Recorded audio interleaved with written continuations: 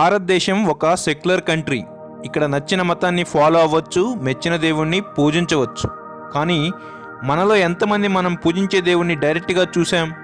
ఒక్కసారైనా మీ దేవుడు ఫిజికల్గా కనపడ్డా?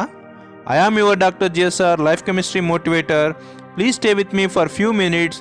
You will be going to know about visible god. హిందువులు హే రామ్ అన్నా, ముస్లింలు అల్లాహో అక్బర్ అన్నా, క్రిస్టియన్స్ జీసస్ అన్నా అందరం పైకే చూస్తూ ఉంటాం. అంతా భారం పైవాడిదే అంటుంటాం. అంటే దేవుడు పైన ఉన్నాడా? మరి ఎందుకు మనకు కనబడటం లేదు? అయితే ఒక దేవుడున్నాడు. మనం పూజించినా పూజించకపోయినా మనకు కనబడతాడు, మనల్ని కనిపెట్టుకుంటుంటాడు. ఆయనే సూర్యుడు. ప్రతిరోజు మన కంటికి కనిపించే నిజమైన దేవుడు. ఈ భూమి మీద జీవించే ప్రతి జీవరాశికి, ఈ భూమి మనుగడకు ఆయనే కారణం. 151 మిలియన్ కిలోమీటర్ల దూరంలో ఉన్న సూర్యుడు వదిలిన సూర్యకిరణాలు సెకనికి 3 లక్షల కిలోమీటర్ల వేగంతో 8 నిమిషాల 20 సెకండ్ల కాలం ప్రయాణించి ఈ భూమిని చేరుతాయి. ఇలా భూమిని చేరిన సూర్యకిరణాల్లో ఉన్న విజిబుల్ రేడియేషన్ వల్ల మనం ఈ రంగుల ప్రపంచాన్ని చూడగలుగుతున్నాం. అంతేకాక సూర్యరశ్మిలో ఉన్న ఐఆర్ రేడియేషన్ వలన ఈ భూమిపై తగినంత ఉష్ణోగ్రతలు మరియు అనుకూలమైన వాతావరణం సృష్టించబడుతున్నాయి. మన భూమి తన చుట్టూ తాను తిరగటం వలన పగలు రాత్రి ఏర్పడుతున్నాయి. పగలు సూర్యుని వెలుతురు వలన భూమిపై సరైన ఉష్ణోగ్రతలు ఉంటున్నాయి. కానీ రాత్రికి సూర్యుని వెలుగు ఉండదు. అయినప్పటికీ రాత్రి వేళల్లో కూడా మినిమం టెంపరేచర్స్ పడిపోకుండా వాతావరణంలో ఉన్న గ్రీన్ హౌస్ గ్యాసెస్ డే టైంలో సన్ రేడియేషన్ని స్టోర్ చేసుకొని దానిని నైట్ టైంలో మళ్ళీ భూమి మీదకు విడుదల చేస్తాయి. అంటే సూర్యుడు ఉన్నప్పుడు మరియు లేనప్పుడు కూడా భూమి మీద జీవించడానికి అనుకూలమైన వాతావరణం సృష్టించి మన ఎగ్జిస్టెన్స్కి సూర్యుడు సహాయపడుతున్నాడు. సమస్త జీవరాశికి కావలసిన ఆహారాన్ని మొక్కలు ఫోటోసింథసిస్ అనే ప్రక్రియ ద్వారా తయారు చేస్తాయి. కిరణజన్య సంయోగ క్రియ ఫోటోసింథసిస్లో మొక్కలు సూర్యుని నుంచి సూర్యకిరణాలను, గాలి నుంచి CO2, భూమి నుంచి H2O అండ్ మినరల్స్ని తీసుకొని కార్బోహైడ్రేట్స్ అంటే పిండి పదార్థాలను మరియు ఆక్సిజన్ గ్యాస్ని విడుదల చేస్తాయి.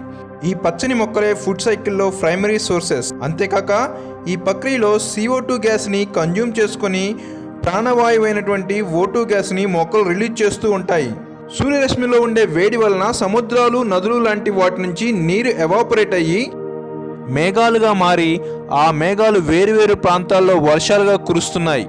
అంటే మనం ఉపయోగించుకునే ఈ జల వనరులన్నీ ఈ హైడ్రలాజికల్ సైకిల్ వల్లనే లభిస్తూ ఉన్నాయి. సూర్యుడు నిరంతరం మండే అగ్నిగోళం. ఈయనే శక్తికి మొదటి రూపం. మనందరికీ తెలుసు, energy neither created nor destroyed, but it can be transform from one form to another form. మనం ఉపయోగించుకుంటున్న రకరకాల ఎనర్జీ సోర్సెస్ అన్నీ కూడా ఈ సన్ ఎనర్జీ నుంచి ట్రాన్స్ఫర్ అయినవే. సన్ ఎనర్జీ అనేది నిరంతరం లభించే ఎనర్జీ మరియు గ్రీన్ ఎనర్జీ. ఫోటోవాల్టాయిక్ సెల్స్ని ఉపయోగించి ప్రత్యక్షంగా సన్ రేడియేషన్ని ఎలక్ట్రికల్ ఎనర్జీగా మార్చుకోవచ్చు. సూర్యరశ్మిని ఉపయోగించుకొని మన శరీరం విటమిన్ డిని తయారు చేసుకుంటుంది. ఎన్నో చర్మ వ్యాధులకు ఈ సన్ రేడియేషనే పరిష్కారం. సన్ రేడియేషన్ ఒక యాంటీసెప్టిక్ అండ్ యాంటీ బ్యాక్టీరియల్. ఈ భూమి మీద వెలుతురు, ఉష్ణోగ్రత, గాలి, నీరు, ఆహారం, ఎనర్జీ, ఆరోగ్యం ఇలా అన్నింటికీ ప్రధాన కారణం సూర్యుడే. సూర్యుడే లేకపోతే ఈ భూమికి మనుగడ లేదు.